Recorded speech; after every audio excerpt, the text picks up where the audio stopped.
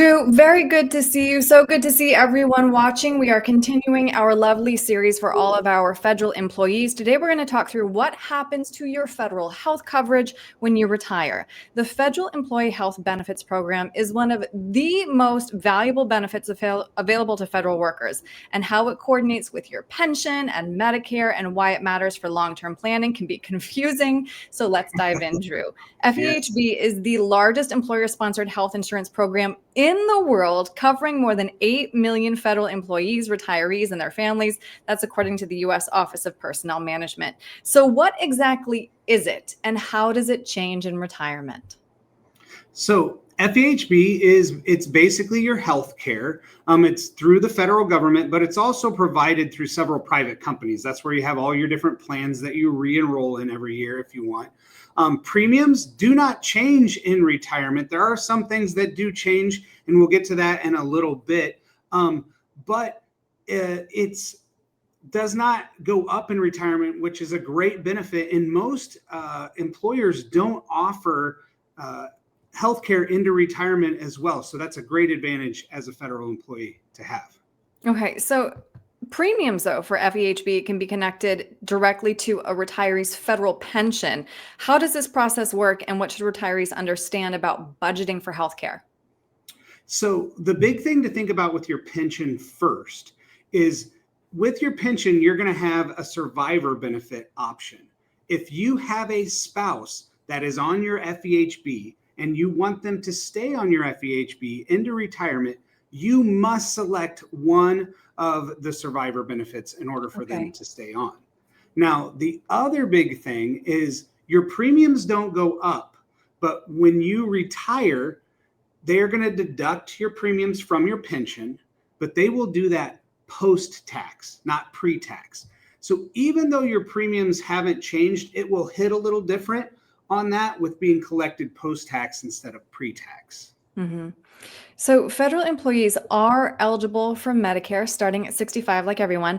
And one of the most common questions I know that you receive is whether to enroll in Medicare Part B when you already have FEHB. So what do we need to know?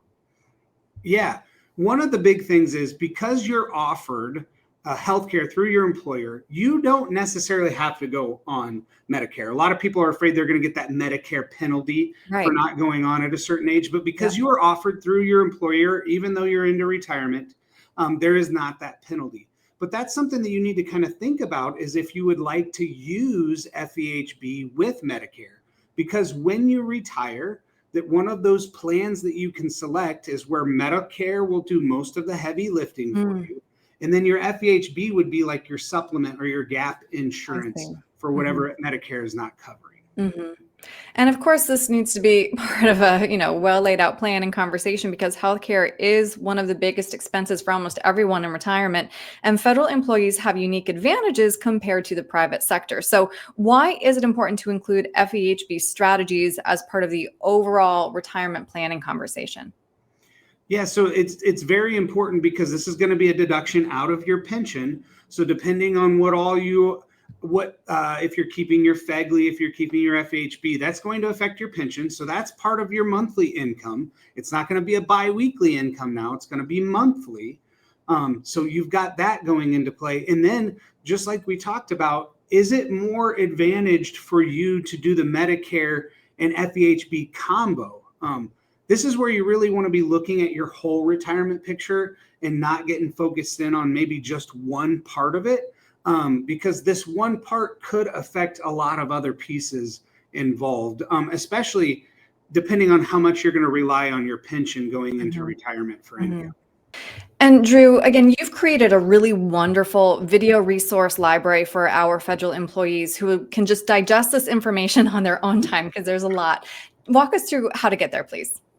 Yeah, so you can go to our website, which is millardfg.com. And once you go there, there's a tab that is for federal employees and their benefits. So there you can sign up to meet with us if you'd like to talk about some specifics where we could look at what your FEHB would do to your pension. But then down towards the bottom of the page, there's also several resources that you can click and kind of go through on your own to learn a little bit more about your benefits or look into some forms. Yeah, that's really helpful because, again, this is a lot of information. So, Drew, that being said, we have your website, millardfg.com. Can they give you a phone call as well? Yes, you can call us here at the office. Our number is 260-488-8300, and we'd love to chat with you. All right, Drew, thank you so much. All right. Thanks, Erin.